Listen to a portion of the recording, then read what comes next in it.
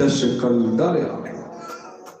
उसी समय रावण आकर के, साथ में मंदोदरी आदि रानियां भी हैं, अन्य पिशाचिनियां हैं, और सीता जी को बड़ा ही त्रास देने लगा।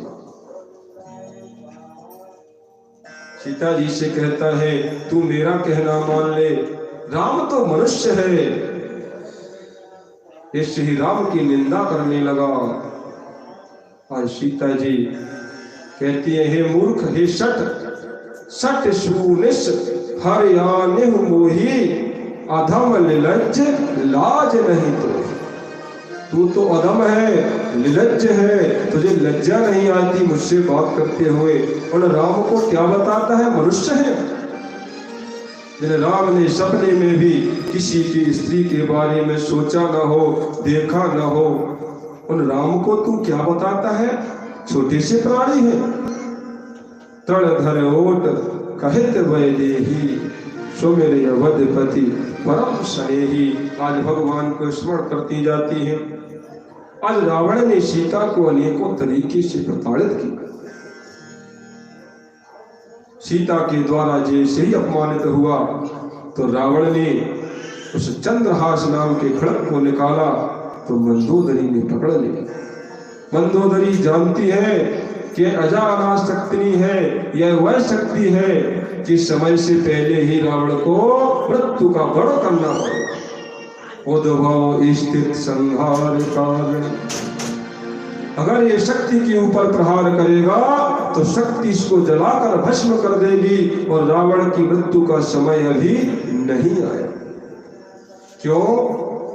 मंदोदरी भी भगवान के शरीर से उत्पन्न है। एक प्रश्न निकलता है कि जब हनुमान जी नगर का भ्रमण कर रहे थे तो मंदोदरी को देख करके अचंभित हो गए, विचार करने लगे कहीं जानकी यही तो नहीं है। तो ऋषियों ने प्रश्न किया कि मंदोदरी को देखकर ही क्यों हनुमान जी के मन में ऐसा विकल्प आया कि ये जानकी न हो, क्या और सुंदर स्त्रियां नहीं थी? बोले इसलिए क्योंकि मंदोदरी की उत्पत्ति भगवान के शरीर से हुई है, और मां जगत जननी भी भगवान का ही तो आधा अंग है, इसलिए थोड़े भ्रमण हो गए। यह कथा एक दिन हमने आपको श्रवण कराई थी कि मंदोदरी की उत्पत्ति कैसे हुई। तुम आज रावण ने अनेकों त्रास दिए, अंतोगत्वा सीता जी से कहता है मास दिवस में कहा न माना, अगर 1 महीने के अंदर तूने मेरी बात नहीं मानी तो मैं तुझे मार दूंगा, खत्म कर दूंगा। इधर रावण राक्षसियों को कह के जाता है कि सीता को त्रास दिखाओ, और सीता जी की निष्ठा भगवान श्री राम के प्रति कितनी दृढ़ है। राक्षसियां कहती उस राम को छोड़ दो, तुम रावण को वरण कर लो।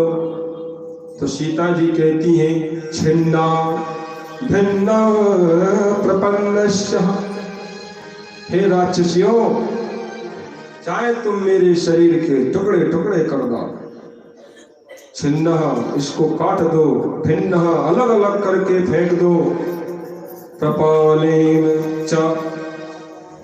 चाहे बोला दीप्ता प्रदीपतः, चाहे दीप्ता वाली अग्नि, चाहे इसको अग्नि में जला डालो। मैं अपने रावणं नो पतिभ्यम, रावण को मैं कभी भी वरण नहीं कर सकती।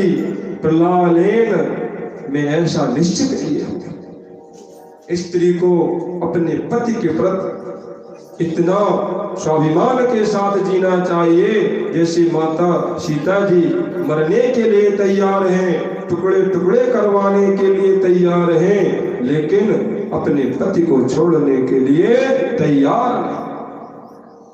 आज हनुमान जी ने माता के इस व्यवहार को देखा, बड़े ही प्रसन्न हुए, दुख भी हुआ लेकिन प्रसन्नता हुई कि धन्य है मेरी माता, भगवान के प्रति इनका इतना स्नेह।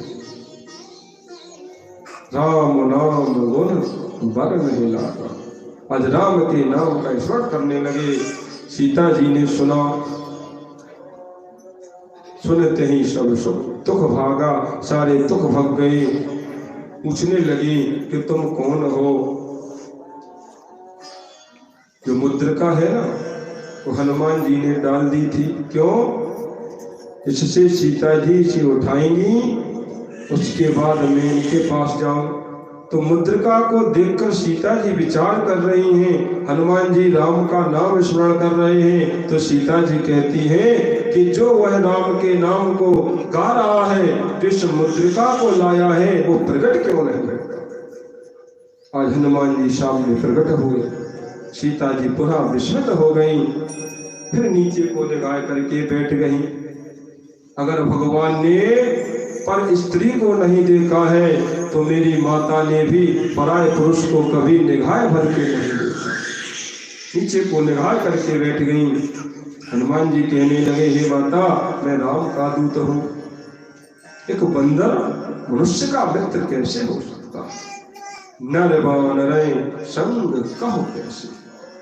आज पूरी कथा को विस्तार के साथ हनुमान जी ने बताया, जिस तरीके से उनकी मित्रता हुई।